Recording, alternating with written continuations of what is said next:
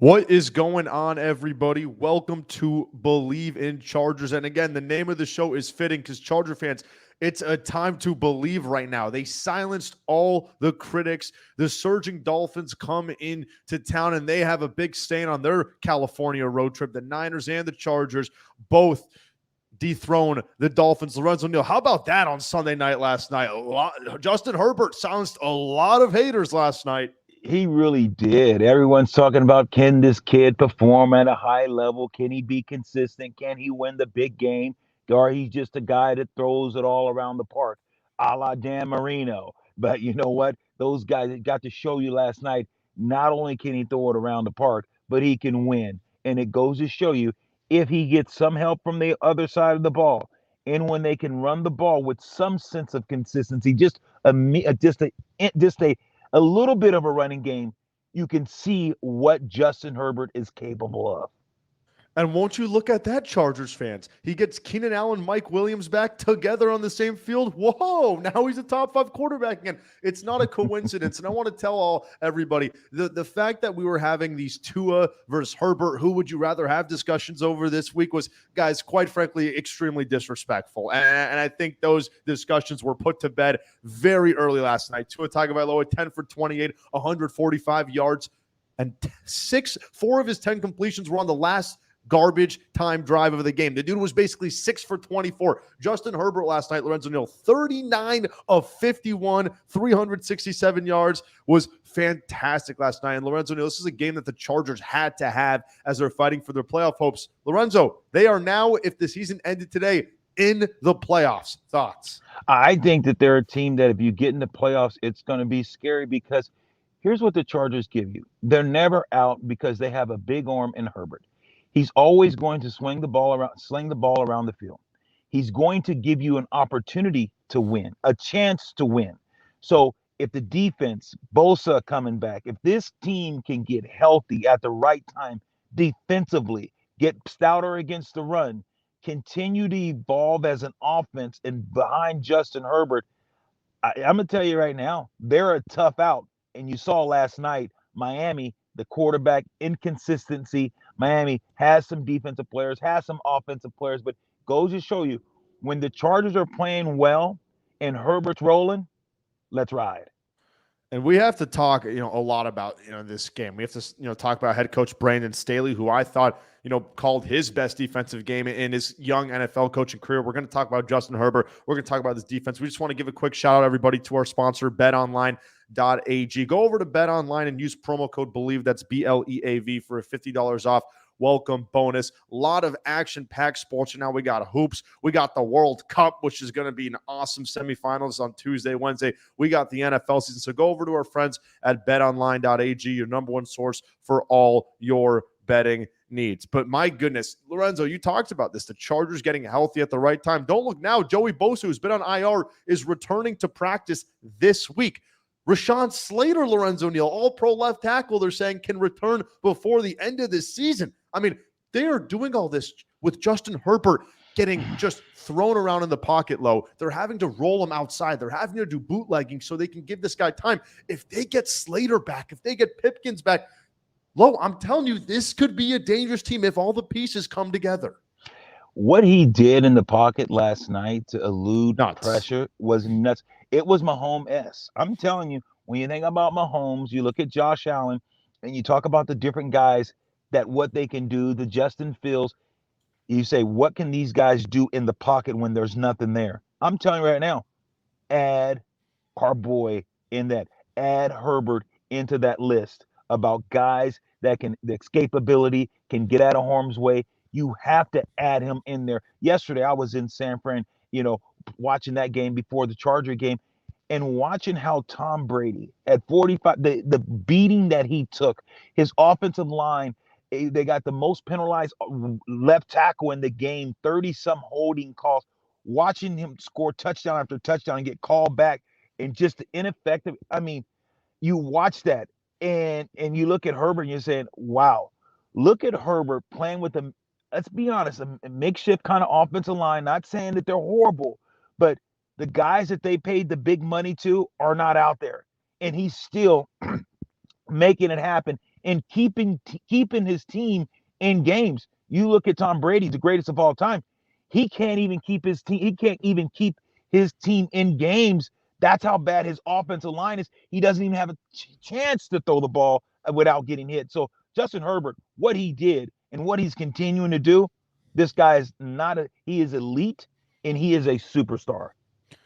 Charger fans, the Chargers came into this game with less than a 50% chance to make the postseason. After winning last night, their number percentage chance catapults to 76% with the Jets going down sub 50 for a few reasons. Number one, they now have the tiebreaker over the Miami Dolphins. So if they finish with the same record, the Chargers jump them. Number two, the Chargers have officially gone through the, quote, tough part of their schedule. Their final 4 games, not an easy one next week. They host the Titans, who are struggling. Then they go to Indianapolis. Then they host the Rams, who are a dumpster fire. And then they go to Denver, who's a dumpster fire. So Lorenzo Neal, the Chargers should be thinking 10-7 at worst and potentially running the table here, especially with some of these pieces coming back together at the right time. And I think the biggest key, and I'm a victim of this when it comes to criticizing Justin Herbert, was this is a guy now who literally had nobody on the field all year long, and now he's starting to get his guys back. Do we understand, Charger fans, the impact Mike Williams had last night for Justin Herbert and the Chargers? Not just because of his 6 catches for $116, but he also causes safeties to shade over, which leads who to being wide open in one-on-one coverage. His name's Keenan Allen, who had 12 receptions of his own last night. So we look at Keenan Allen, Mike Williams, Joshua Palmer, the core 3 receivers combined for 22 receptions. That's a game changer. Justin Herbert's not throwing to Michael Bandy and DeAndre Carter anymore, with all due respect to those guys. Right. And that was leading to a lot of people criticizing Justin Herbert. On the other side, people were saying Tua was better than Herbert. He was throwing at Tyreek Hill and Jalen Waddle all year. I mean, one of the best receiver combos. So, Lo, what are your thoughts on this whole Tua Herbert narrative? Because you know where I stand. I don't even think they should be put in the same sentence with one another. There's a reason why Miami was trying to get 44-year-old Tom Brady. There's a reason why Miami was trying to trade for Deshaun Watson. There's a reason. Yeah, no question. You can't put those two in the same breath. There's a guy that you put in that same breath. I think when you look at quarterbacks, you said, hey, give me young quarterbacks that I think that could be in that list. Let's not put Josh Allen and Mahomes even there. Let's talk about guys that I think that you say, look, I look at Cincinnati and you think about what Cincinnati has. Joe Burrows. Joe Burrows is an awesome quarterback. I think you're talking about Justin Fields, what he's as a young quarterback that doesn't have any help.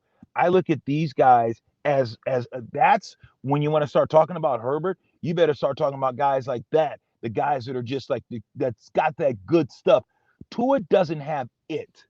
You look at around the league and you look at what Cincinnati has. That quarterback has that moxie. He has it. Oh, yeah. When you look at the Chicago Bears and look at that quarterback, in spite of losing, he has that moxie. He has it. He'll say, Justin Fields, he's like, I don't care. I'm gonna go down fighting. He has that to him. So, of course, the Josh Allen has it. Of course, Mahomes has it. So those are the type of quarterbacks that I look at. You put Justin Herbert in that class. Tua, you don't even think about it. Now, let's talk about this defense, because this is something that we've been, criticizing all year long, and rightfully so. But, Lo, I thought Brandon Staley and his defense dominated this high-flying Dolphins offense yesterday. And I thought this was Brandon Staley's best defensive coaching job in his tenure with the LA Chargers. This is a team now that allowed 17 points to the Dolphins. However, 7 of those 17 points was off a crazy fumble play that I've never seen in my life. The Dolphins cough it up. Tyreek picks it up and runs it around, ring around to Rosie's it for a touchdown. You throw that out, right? Then the next touchdown, the only other touchdown the Dolphins had, was fantastic coverage by Michael Davis. He tripped over himself. He would have picked off that ball from Tua. I thought Michael Davis played his best game of the year for the Chargers last night.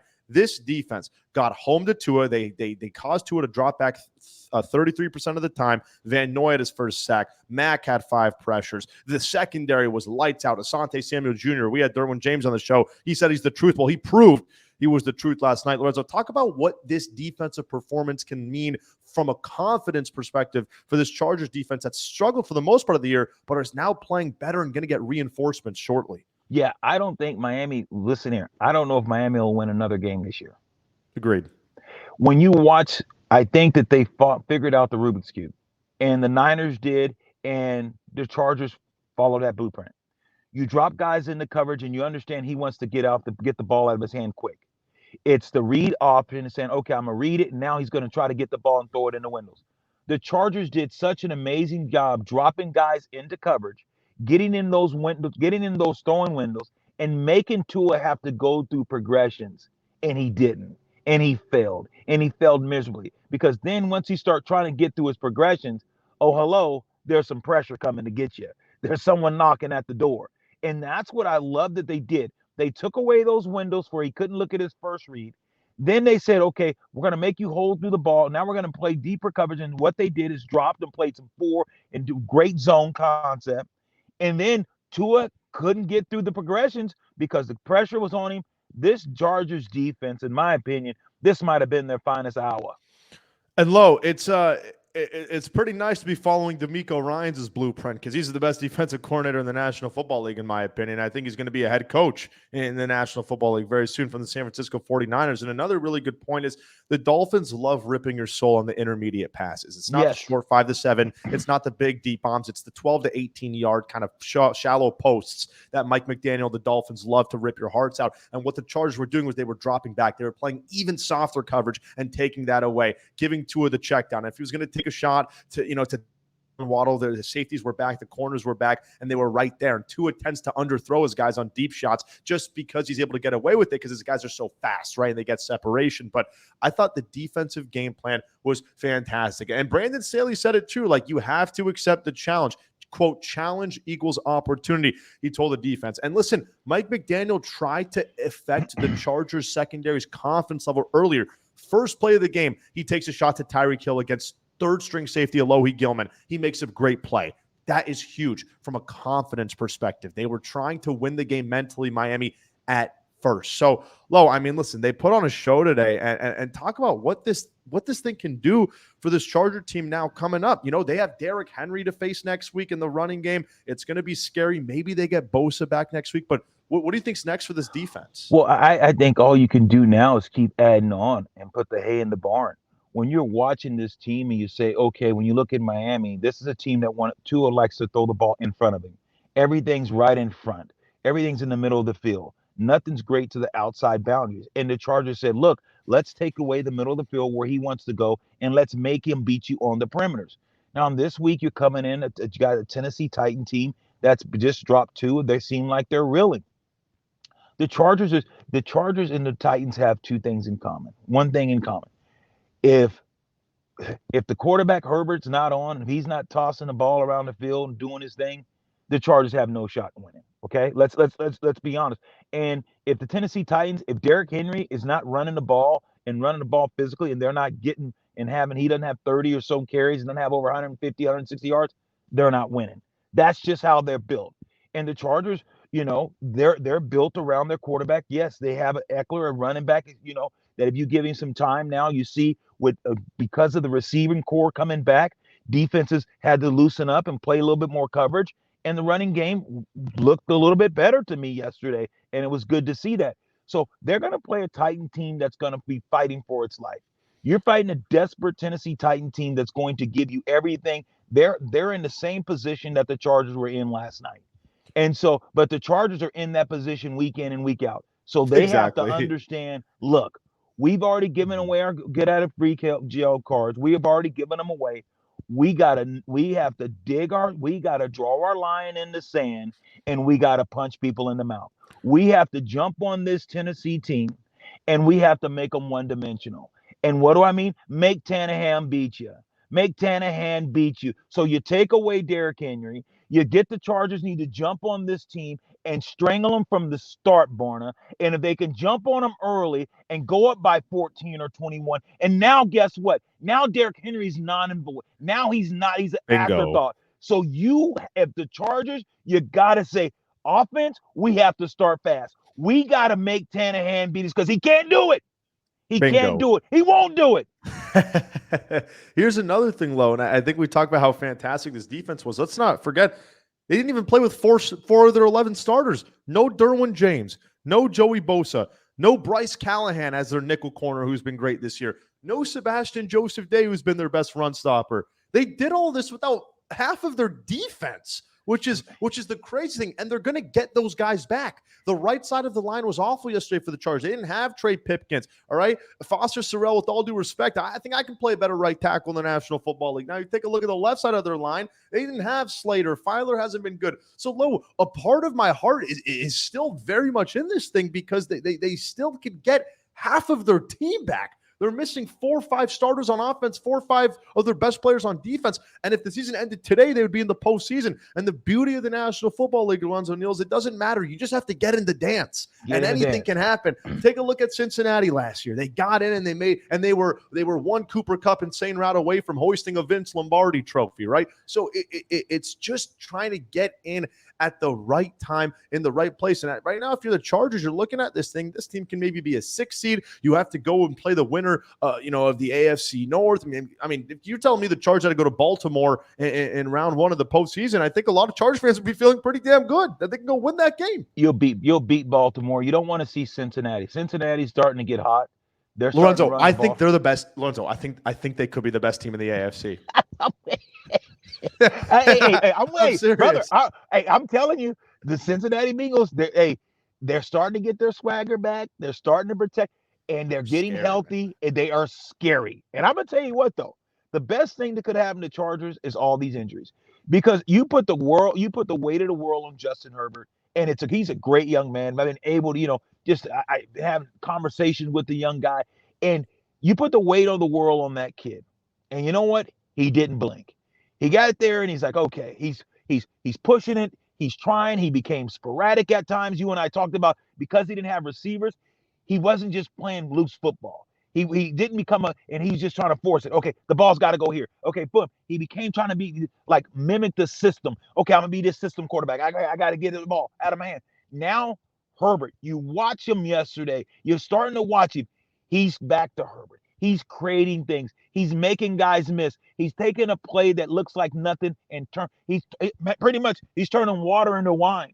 He's play's breaking down fundamentally, and he's able to get through the pocket, move out to the left or right, still keeping his eyes down the field and making plays. So he has now transcended this offense, because now he has guys that are on the same page, a la Mike Williams, a la Keenan. Then they're saying, okay, it's the scramble drill. We know how to get open. Justin knows where they're going to be. So now that's why I think that the best thing to happen is he had to go through this storm, because now it's gotten easy for the kid. He's been through the storm. It's a really good point. And speaking of the storm, I want to talk about the storm of emotions from Justin Herbert last night, because that is what really got me amped. A lot of Charger fans kind of miss old Phillip Rivers when he would be a trash talker, when he'd be a chirper. And we saw a little bit of that from Justin Herbert last night. He picks up a huge first down with his legs that almost ices the game. And what he does is he stands up and he does the little first down and gets a little screaming. And the Charger fans want to see that from Justin Herbert. They see him go into the locker room and he spiked the ball because he knew how big this was. He had an absolute laser on 3rd and 4 to Keenan Allen on an out route, and they looked at each other. Herbert was like, let's go. Like, that is what we want to see from Herbert, because that's kind of the thing that Chargers fans thinks he's missing. He's got every tool, but they want to see more of that emotion that Burrow has, more of that trash, that dog, that rough edge. And we saw a little bit more of that from Justin Herbert last night. And I think getting that swagger, getting that confidence, because everyone knows he's great, but if he can show that and have a little bit of cockiness to his game, I think that imposes more of a threat and makes him more intimidating to his defensive counterparts. So seeing that from Justin Herbert, Lo, was freaking awesome. It was cool. And it was just a big one last night, Lo. It was just a big win. Quickly, let's talk about Miami. I know there's Dolphins fans listening to the show, Lo. Yeah. They ain't winning another game. They're going to Buffalo next week. They got to face the Patriots. They got to face the Jets. They got to go face the Packers. Lo, this is Tua's last season in Miami. Tell me why I'm right or wrong. No, you're right. It's his last dance. When you look at the kid, he had an opportunity. And here's the deal. They figured him out. You solved the Rubik's Cube.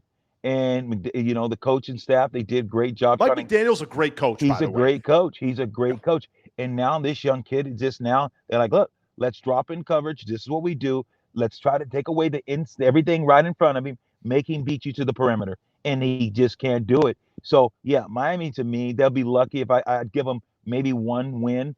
If you maybe to take a bet, I wouldn't bet over 2. I'd put anything I'd put everything on it that they wouldn't win more than 2 games. That's how confident I am with the demise of the Miami Dolphins. And you're right.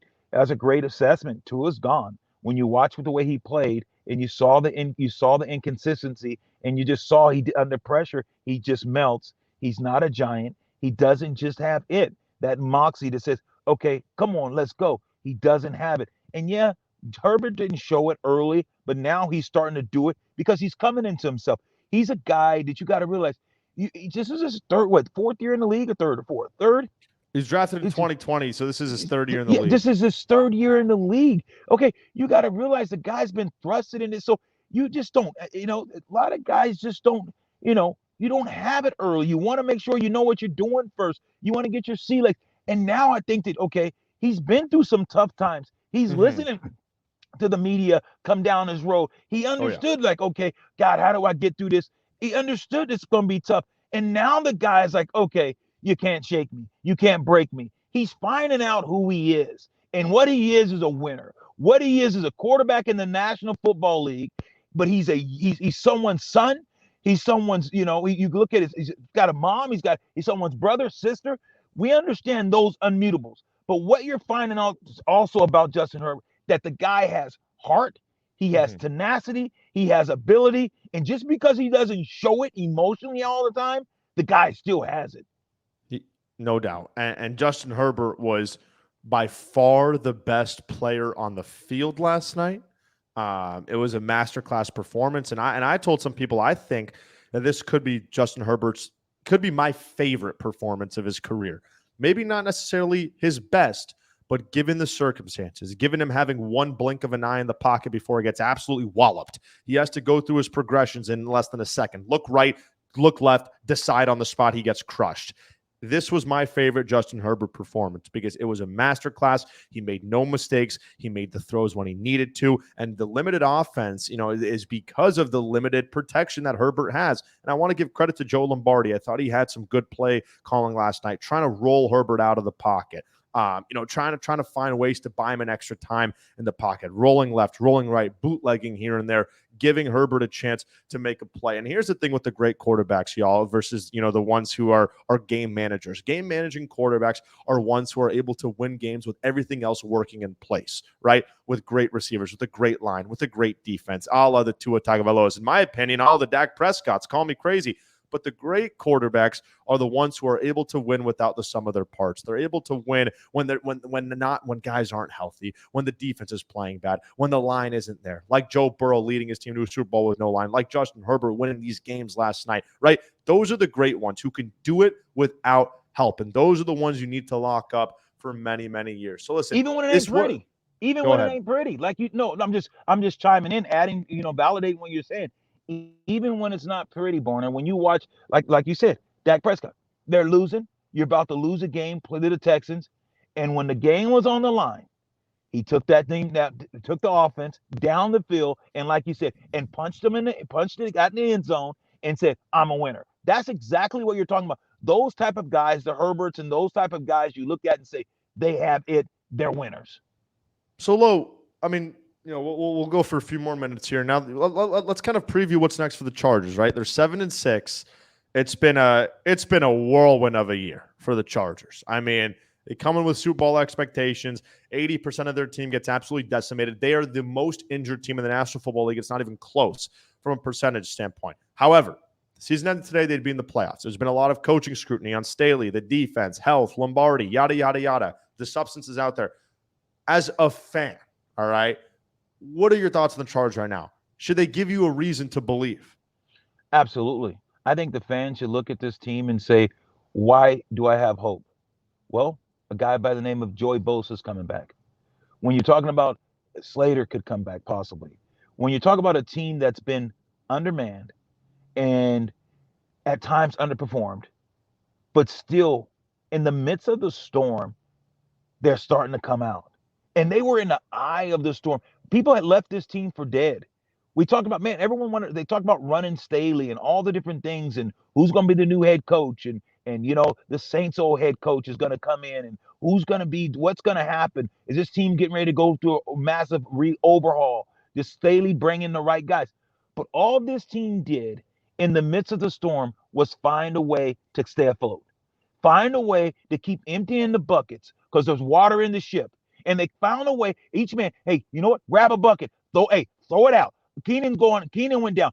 Grab a bucket. Throw it out. This one went down. Grab a bucket. Throw the water. The ship is still afloat, and it was sinking, and it was taking on water.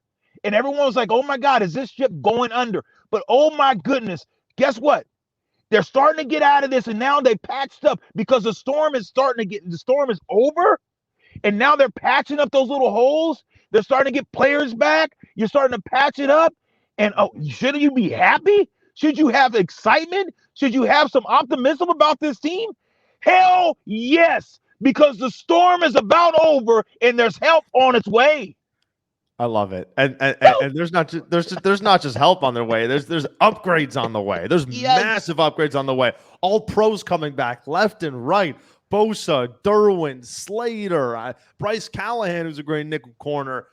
They are Sebastian Joseph Day, Austin. Like, they are so much reinforcements coming back that it's exciting. And I love the pep talk because it's the truth, Charger fans. Like, there should be a reason to believe. And I truly think that every team's beatable right now, like in the National Football League. And that's the beauty of this game, especially in this conference. I mean, every team has flaws. Kansas City has allowed the most passing touchdowns out of any team in the National Football League. They have a high-powered offense, but they don't have a good defense. The Buffalo Bills are more inconsistent than cryptocurrency. You take a look at the Cincinnati Bengals. They're playing good at a good time right now, but they still have their question marks with Lou Anarumo and that defense. The Baltimore Ravens are a team that's just somehow fool's gold. So there's a lot of teams and there's a lot of vulnerabilities in the AFC. And what does that prove well for? That proves well for teams like the Chargers, who can beat any team on any given night. Now, I'm not going to say they're going to win the Super Bowl. I'm not going to say they maybe make I get what you're saying.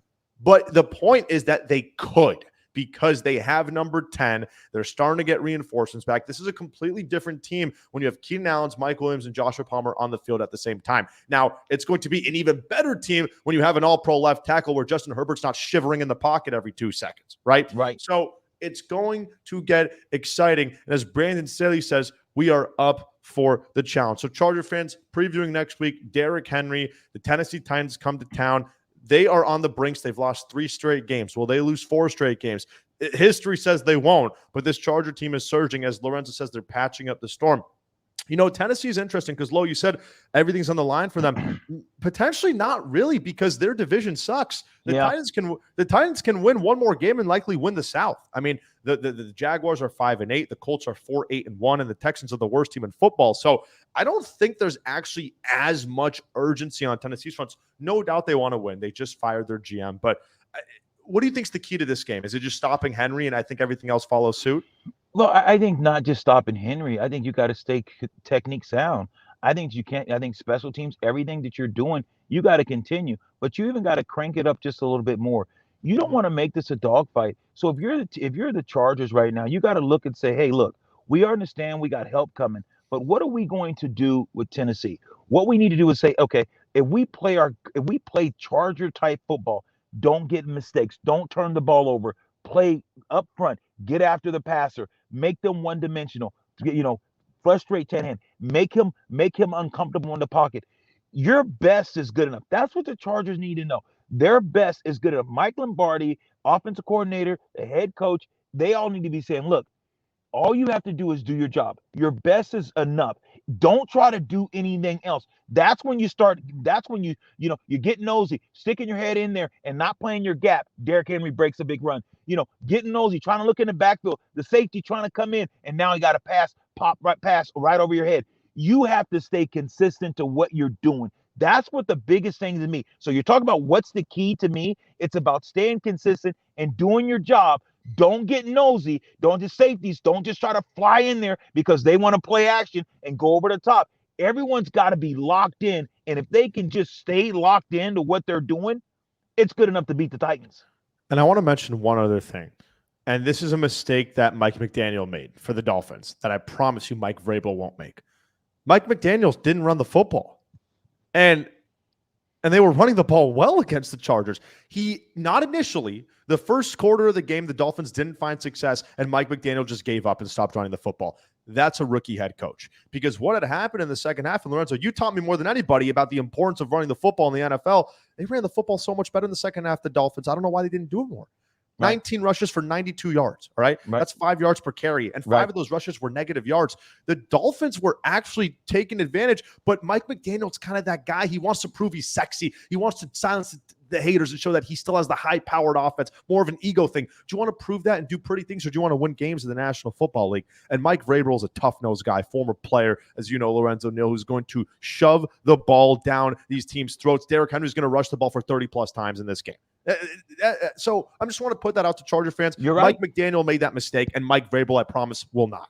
You're absolutely right. You're absolutely right. And that's why the Chargers got to be technique sound. And that's why you got to make sure that you shut down the run and you get a lead.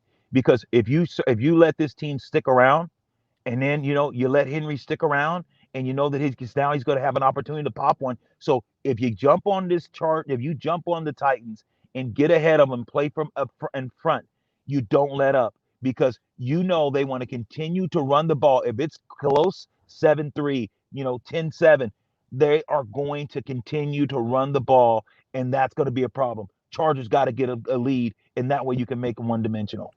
We'll see if SJD returns. We'll see if Bosa returns. Traylon Burks, rookie standout for the Titans, is questionable as well. Charger fans, big win. 7-6 Chargers, 7-6 Titans. Next Sunday, we'll have you covered on Believe in Chargers postgame. For Lorenzo Neal, I'm Born and Azar, everybody. Be well. Go Bolts.